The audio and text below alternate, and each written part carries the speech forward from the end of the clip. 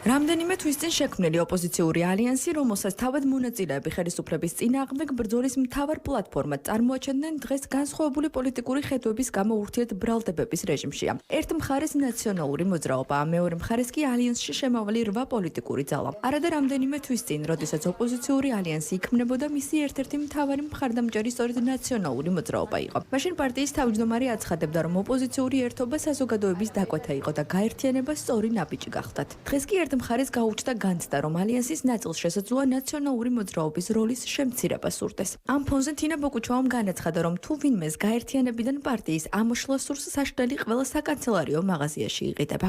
ალიანსი არ დაგვიტოვებია და არც მათ გაუკეთებიათ განცხადება, ამიტომ ამ კითხვას რეალურად საფუძველიც არ აქვს, რა თქმა უნდა, ამ ეტაპზე ვართ ალიანსში, უბრალოდ საქმიანი გარემო რახან არ არის ამ ალიანსში.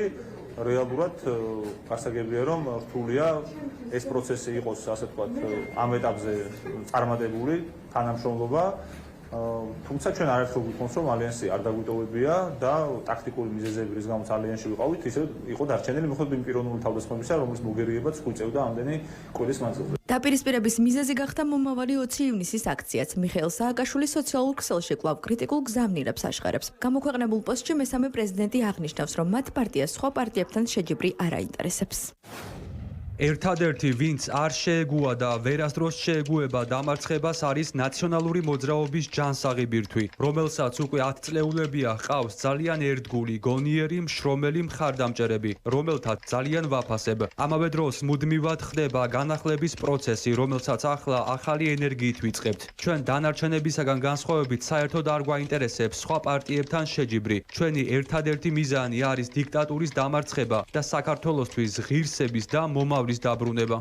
მიუხედავად მწვავე შეფასებებისა, ნაციონალური მოძრაობა ამ ეტაპზე ოპოზიციური ალიანსის დატოვებას არ გეგმავს. ამასთან საინტერესოა ისიც, რომ მიუხედავად ერთიანი ოპოზიციური პლატფორმის არსებობისა, პოლიტიკური ძალები რეგიონებში მუშაობას ძირითადად საკუთარი პარტიული სახელით აგრძელებენ. მოსახლეობასთან შეხვედრებსა და კამპანიებს ისინი ინდივიდუალურად მართავენ. მათი დღის წესრიგი კვლავ მოქალაქეების მობილიზაცია რეგიონებში გასვლა და ხელისუფლებაზე როგორც შიდა, ისე საერთაშორისო ზეწოლის გაზრდა. ტრადიციულად თავისუფლების მოედანი აგრძელებს შეხვედრებს რეგიონებში. ჩვენთვის ეს არის მნიშვნელოვანი პრიორიტეტი, რომ ჩავიდეთ ყველა მუნიციპალიტეტში, ყველა რეგიონში და ველაპარაკოთ ადამიანებს, მოусმინოთ მათ პირველ რიგში.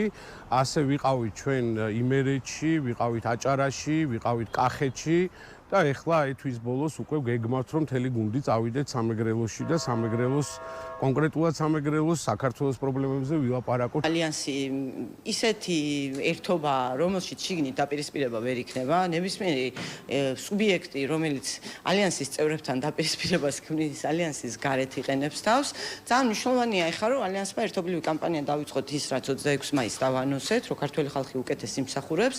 ფედერალისტებს უკვე გქონდა ქუთაისში გასვლა და ძალიან კარგი იყო ჩემი აზრით და ძალიან მაღალია მიმღებლობა. პოლიტიკური ოპონენტების დაპირისპირებას ხელისუფლებაში მყოფი გუნდი ყურადღებით აკვირდება. ქართული ოცნება აცხადებს, რომ ოპოზიცია ვერც ერთიანობის შენარჩუნებას ახერხებს და ვერც მოქალაქეებისთვის მკაფიო პოლიტიკური დღის წესრიგის შეთავაზებას, რაც მათთვის მოულოდნელი არ ყოფილა, ვინაიდან ამ ადამიანებს საერთო ღირებულებები არც გაერთიანებამდე გააჩნდათ.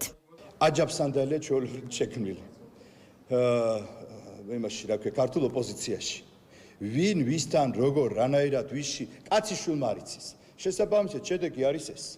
ეხლა რანაირად შენ ეხლა ბელაც რო გაწევ გვერდით და იმათ ჩერგო მოაჯდება იმას რა ქვია გაერთიანებულ ოპოზიცია ამას გაგიტარებს? არ გაგიტარებს. ეხლა სააკაშვილს დააბრალებენ და თვითონ ბოკერიებს და სხვა თანამდებობის პირებს არსებული მნიშვნელობა რა ზოგადად ამ ალიანსის ერთობა თავიდანვე ბუნდოვანი იყო, დარწმუნებული ვიყავი სამ თვეში სამჯერ შეკრება და დაშლაც მოასწრეს.